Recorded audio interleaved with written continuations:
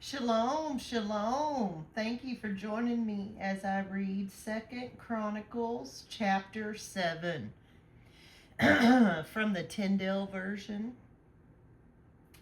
As Solomon finished praying, fire flashed down from heaven and burned up the sacrifices, and the glory of Yahweh filled the temple so that the priest couldn't enter.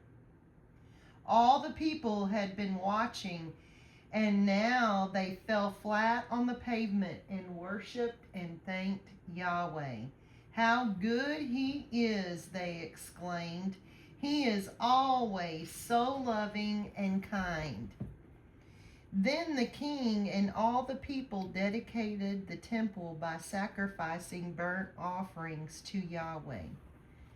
King Solomon's contribution for this purpose was 22,000 oxen and 120,000 sheep.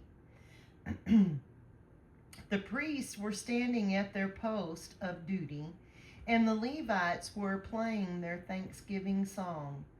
His loving kindness is forever, using the musical instruments that King David himself had made and used to praise Yahweh.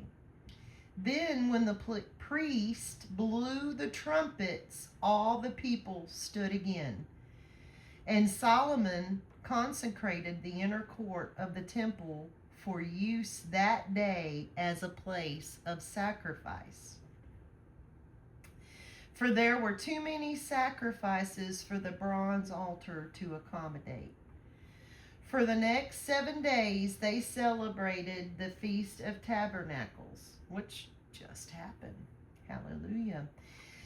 With large crowds coming in from all over Israel. They arrived from as far away as Hamath at one end of the country to the brook of Egypt at the other. A final religious service was held on the 8th day. Then on October 7th, he sent the people home, joyful and happy because Yahweh had been so good to David and Solomon and to his people Israel. So Solomon finished building the temple as well as his own palace. He completed what he had planned to do. And I'm in 2 Chronicles Chapter 7, verse 12.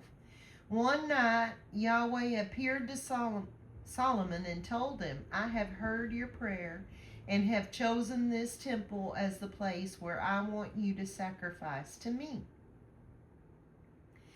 If I shut up the heavens so that there is no rain, or if I command the locust swarm to eat up all of your crops, or if I send an epidemic among you, then if my people will humble themselves and pray and search for me and turn from their wicked ways, I will hear from heaven and forgive their sin and heal their land. Hallelujah.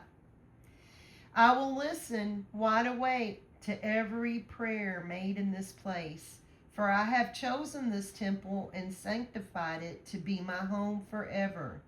My eyes and my heart shall always be here. As for yourself, if you follow me as your father David did, then when I see to it that you and your then I will see to it that you and your descendants will always be the kings of Israel. But if you don't follow me, if you refuse the laws I have given you and worship idols, then I will destroy my people from this land of mine, which I have given them. And this temple shall be destroyed, even though I have sanctified it for myself. Instead, I will make it a public horror and disgrace. Instead of it being famous, all who pass by will be incredulous. Not familiar with that word. Why has Yahweh done such a terrible thing to this land and to this temple? They will ask. And the answer will be because his people abandoned Yahweh, their father, the God who brought them out of Egypt, and they worshiped other gods instead. That is why he has done all of this to them.